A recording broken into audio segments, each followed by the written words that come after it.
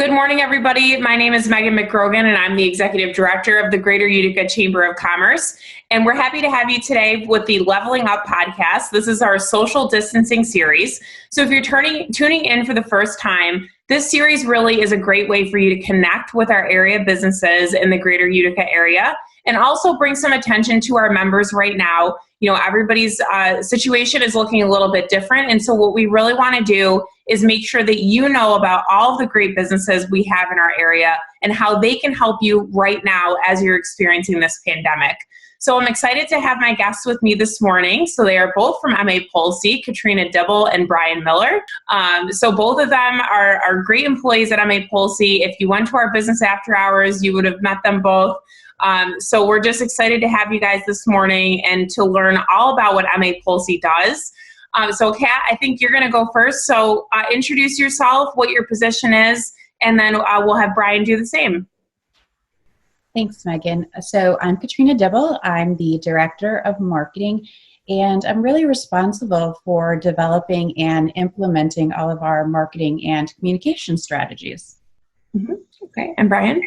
Good morning. Yes, I'm Brian Millar with IA Polce. Obviously, I'm the Manager of Information Security here, and we help lead our company internally to help improve our security that we provide for our customers, as well as work directly with customers and help them with their security needs.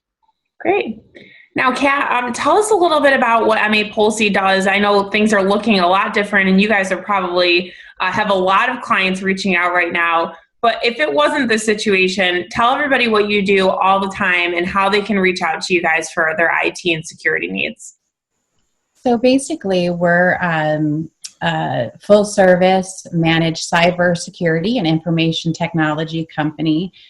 We help businesses with everything from like implementing workstations, virtual private networks, communication strategies from remote situations to, the whole enchilada with, your communications and IT needs. Great.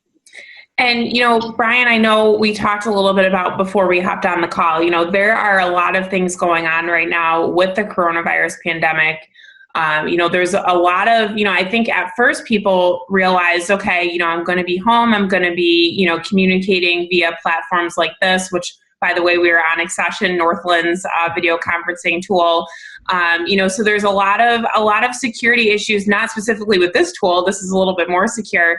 But there's a lot of issues, with various different technologies and also email.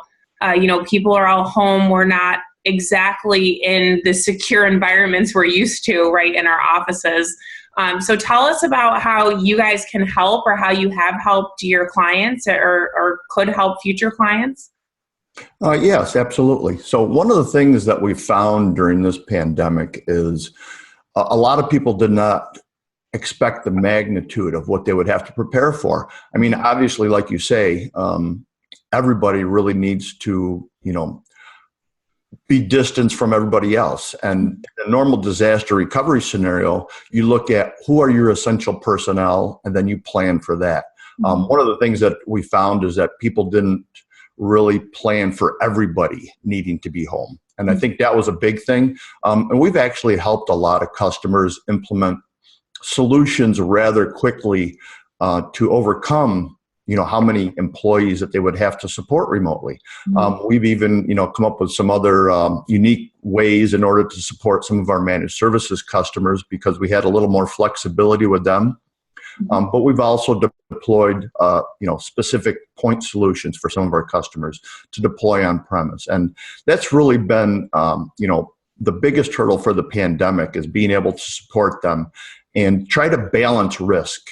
And the security, because obviously you've got to consider the security risks for having everybody work from home. Not everybody has devices, and obviously the other problem is having non-technical people be able to help themselves at home. I mean, that is a big thing. Is being able to support them with microphones and video, like we're trying to do now. And being able to support, phone calls even from home and being able to work from home. So there's a lot of challenges here that We like to be proactive, but in this case, like I say, from a pandemic perspective, it definitely was something we had to scramble with some of our customers with and help them out a little more. Mm-hmm. Mm-hmm. And what would you say, Brian, that the, I guess, number one concern is right now when people are reaching out to you? Is it setting people up, or is it more from a security issue and file breaches or things like that? Because, we're all kind of, some of us have access to things that would normally, for instance, be housed on a secure server. And, we're probably swapping files more frequently from desktops to jump drives and et cetera. Is that a concern, or? It's always a concern. And I think the biggest thing, we talked a little bit about security, and security is a pretty big umbrella when we talk about things like this. Really, security at its core is protecting your business continuity. So obviously, in this case, remote access is your business continuity plan. How do you continue running your business when everybody needs to be remote? So yes, there are security concerns on top of that. Obviously, when people are remote, they're at a less secure location because they're working from home. So that's where we look at things like, how do you secure endpoint devices? How do you secure those employees while they're working at home? And we do provide security awareness training, because obviously in this condition, you want to make sure that the employees are aware of some of the risks that they're going to be taking on when they're at home. It changes the dynamics a little bit. And, we try to work with customers to say, okay, you've essentially moved your workforce to a different location, but you need to impress upon them that security hasn't changed. You still need to maintain that security posture, even though you're working from the comforts of your home. None of that's changed. So it really comes down to, how do you manage that at a personal level? How do you manage that at a technology level?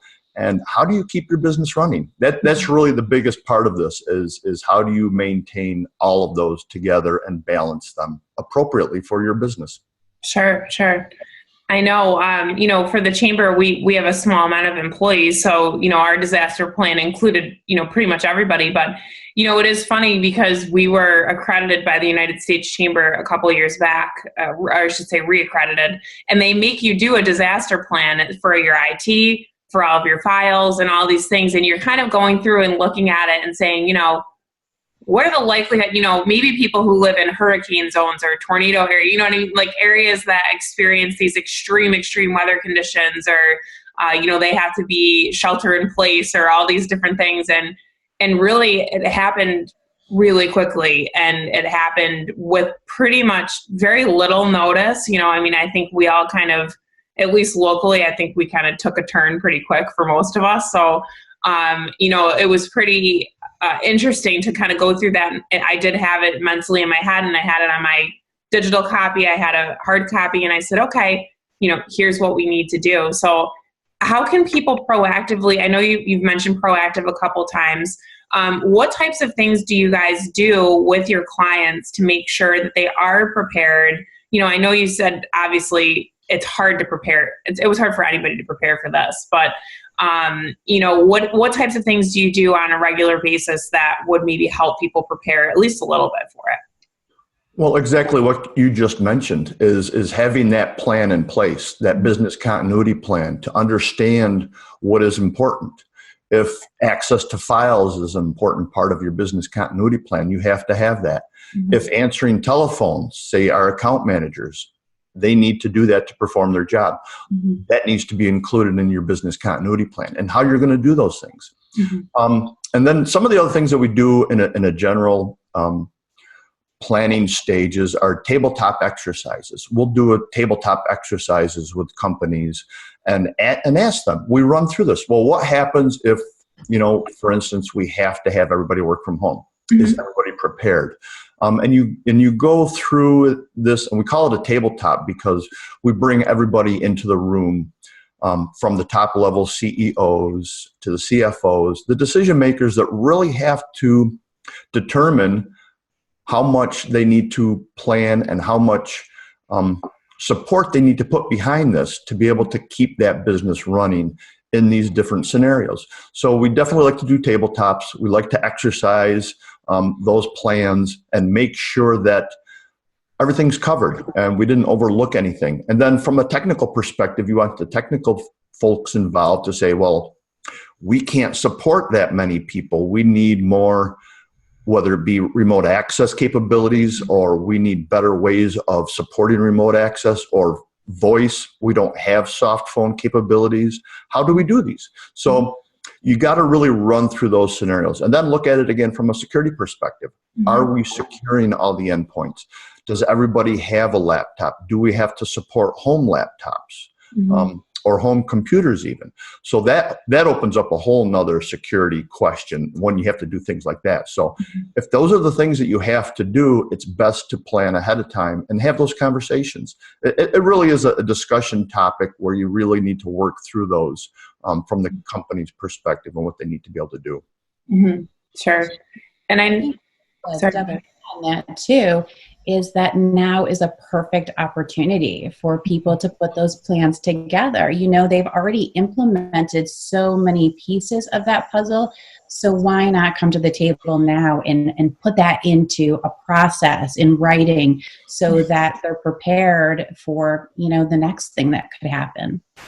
Yeah, that's what I was going to ask you, Kat, from a marketing standpoint. I'm sure at this point, you know, you guys, I would imagine are marketing these services, because really what better way, you know, right now, I think we're all realizing the importance of being proactive about this. And now, you know, we're in a little bit of a reactionary, you know, I think, to be honest, who isn't in a reactionary state, whether it be at your, you know, home life or business life.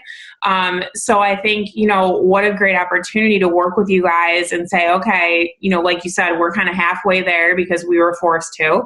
But, you know, should this happen again, it's kind of like, you know, not to be morbid, but I had Steve Karbowski from, you know, McGrath, Nislinski, Karbowski and Nunn Funeral Directors on, and we were talking about, you know, how planning really eases your mind. And we have so little control over things right now. And so the things that we can control are kind of, you know, relaxing in a way, because you can say, all right, you know, there's only so many things I can do within, you know, the four walls of my home, working with my staff remotely, you know, so why not just have this plan in place so the next time, God willing, hopefully, knock on wood, it does not happen. But if it does, we're all kind of more calm because we can say, all right, or even if it's, especially around here with weather, right? You know, I think the silver lining for, you know, a snowstorm or something like that is, well, you know what? We're now set up to work from home if we need to. So let's keep everybody safe. And we know what the protocol is if there's a scenario that requires us to be at home. Yeah, that's absolutely the case. And I think it does. I mean, you said it perfectly. It just like puts our minds at ease to know if for some reason you can't go into the office when we're allowed to go back because of weather or whatever it is, that you know you have the perfect setup to work from home, communicate with everybody that you need to communicate, and just be confident that everything is going to go well. It's a perfect time right now. And to make sure that all of the technology that you're using is secure. You know, we've seen a lot of security in the media all the time lately, talking about the breaches and all of that, because we're more relaxed at home. And we need to just remember that just because we're at home and we may be sitting here in our sweatpants or whatever, that we still have to remember to think about security. You know, all that training implemented for all the employees. Yeah, and I think, you know, Brian, you mentioned continuity a couple times, and, you know, one of the things that I think this has been a struggle for, you know, some business owners or managers or bosses, you know, they kind of have this, there's this almost negativity around work from home, right? If people are like, well, are they really working? I mean, I don't know about you guys, but I feel like there's no separation now. It's like, oh, the laptop's sitting there. Oh, an email came through. Oh, I'm cooking dinner. Oh, it'll just take 5 minutes to answer the email, you know? So I think it's quite the opposite for most people. But, you know, one of the things that I love that you said about continuity, you have to consider too, setting people up like this is really continuity if you think about it, because if there is an emergency or they have a family emergency or, like I said, the car gets stuck, because the driveway didn't get plowed or whatever. I mean, letting an employee go because they can't be at home really isn't, promoting continuity. So it's probably better, that you have this set up. And so you can say, all right, employee that's trained, doing a great job, and, they've had this emergency or scenario where they can't come in. At least now you can keep them working, they're set up and they can continue your business instead of interrupting it and saying, okay, well, that employee is going to be out for a week because of XYZ. If they're set up, it continues your business, that continuity is there if you are able to let them work from home, so it's kind of a great way to be thinking about the future, I think. Oh, it definitely opens up some flexibility for sure. And yeah, I mean, not having to commute anymore. My commute, there's a few steps down the stairs, so that helps a lot with getting that extra work time in as well. It's good for a lot of reasons. It really helps, I think, work on people's communications as well. I mean, it's changing how we communicate, obviously. But it also forces people to communicate more where they may have not when they're sitting in the office a few feet away from each other. So it's opening up different ways of work. And there's definitely some benefits to a lot of it. Yep. Absolutely. So, Kat, before we wrap up here, tell everybody if they want to get in touch, if they liked what they heard today and they want to get in touch with you guys, what's the best way for them to do that? And, just give us all of your information. All right, so we have 3 locations. We're in Rome, Utica, and Syracuse. You could give us a call. It's 315-338-0388. Visit our website, mapolce.com. Email us at info@mapolce.com. And reach out in any way. And that's the nice thing. We've been really happy to help local businesses during this time, It's what we do, and it's great to be able to help them.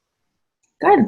Well, thank you guys so much for being on with me today. And I know I'm sure people learned a lot about the security issues and work from home issues. So I really appreciate you coming on, and we hope everybody watches. And if you're watching, please go check out their website and get in touch if you liked what you heard and would like more information. I know Kat is very easy to work with, so we hope that you'll reach out to them and give them some business during this time. So Brian, Kat, thank you so much for being here, and please tell everybody we said hello at MA Polce.